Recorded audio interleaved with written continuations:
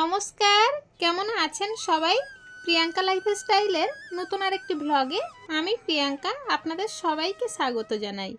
আজ দিনটি হলো সোমবার আর এখন বাজে ওই সকাল 8টার মতো। আর এখন থেকেই ব্লগটা শুরু করছি। প্রচণ্ড ঠান্ডা পড়েছে, দুদিন ধরে যেমনি ঠান্ডা আর চারিদিকে ঠিক তেমনই কুয়াশা ভরে গিয়েছে। রাস্তাঘাট তো একদমই দেখা যাচ্ছে না, তো ঘরের ভিতরে বসে তাই সবজিগুলো কেটে নিচ্ছি।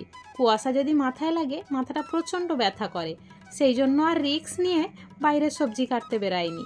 অন্যান্য দিন ভাত বসিয়ে আর বাইরের সবজিগুলো কেটে নিই, কিন্তু আজকের আর সেটা করলাম না।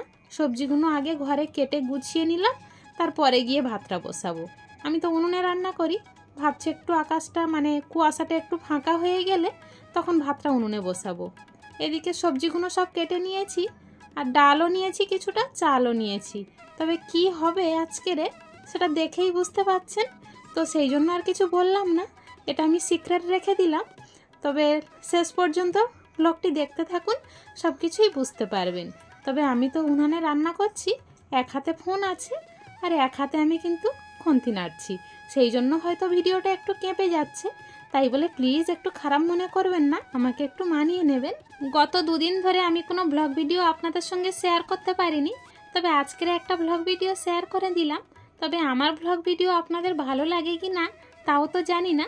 যদি ভালো লেগে থাকে অবশ্যই একটা লাইক কমেন্ট শেয়ার করে পাশে থাকবেন, আর পেজটিকে কিন্তু অবশ্যই সাবস্ক্রাইব করে রাখবেন। ওদিকে সবজিটা আমি ভালো করে নেড়ে ছেড়ে ঢাকা দিয়ে চলে এসেছি এখন একটু মশলা করে নিতে। আমাদের বাড়িতে যে কোনো তরকারিতে একটু জিরে, গোলমরিচ আর আদা বাটাটাই খাওয়া হয়, তবে সব তরকারিতে আবার কিন্তু আদা বাটা দেওয়া হয় না। এর সঙ্গে কয়েকটা কাঁচা লঙ্কা পেস্টও করে দেওয়া হয়, কিন্তু আজকের ওই খিচুড়িতে শুকনো লঙ্কা দিয়েছি, সেই জন্য আর কাঁচা লঙ্কা দিলাম না। আর খিচুড়ির সাথে অবশ্যই একটা কিন্তু তরকারি হবে, সেটা হলো আলুর দম।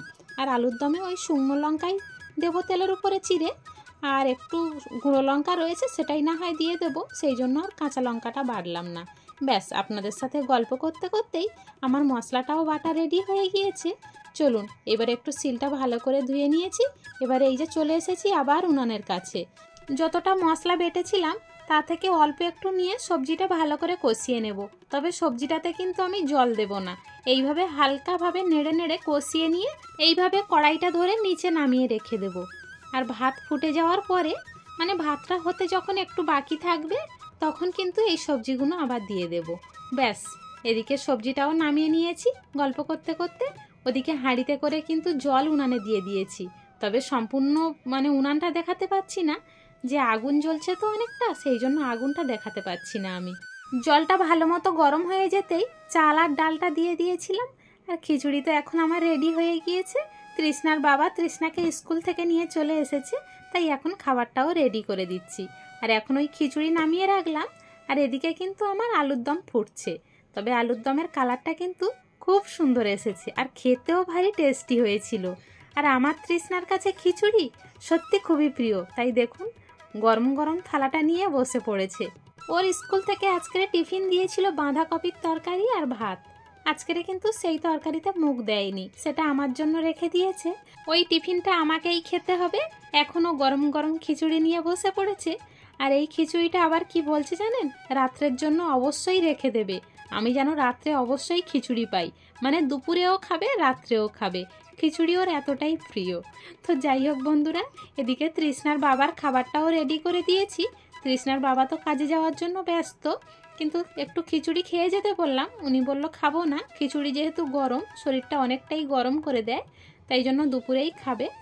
এদিকে এঁটো থালা বাসন হাঁড়ি কুড়ি যা ছিল সব মেজে ঘষে পরিষ্কার করে আমি স্নান করেও চলে এসেছি।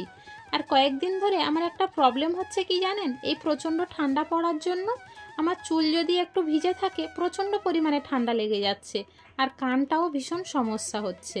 সেই জন্য মাথা বেশি ভিজাতে পারছি না, যতটুখানি ভিজাচ্ছি রৌদ্রে বসে থেকে চুলটা ভালো করে শুকিয়ে নিচ্ছি, তারপরে ঘরে যাচ্ছি, না হলে কিন্তু আমার প্রচুর সমস্যা হচ্ছে।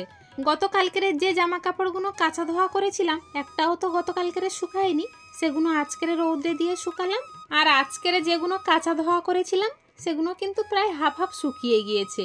কুয়াশাটা যেমন পড়েছে ভালোই, তেমনি রৌদ্রেরও ভালো তেজ রয়েছে আজকের, সেই জন্য জামা কাপড়গুলো ভালো করে উল্টিয়ে নিচ্ছি।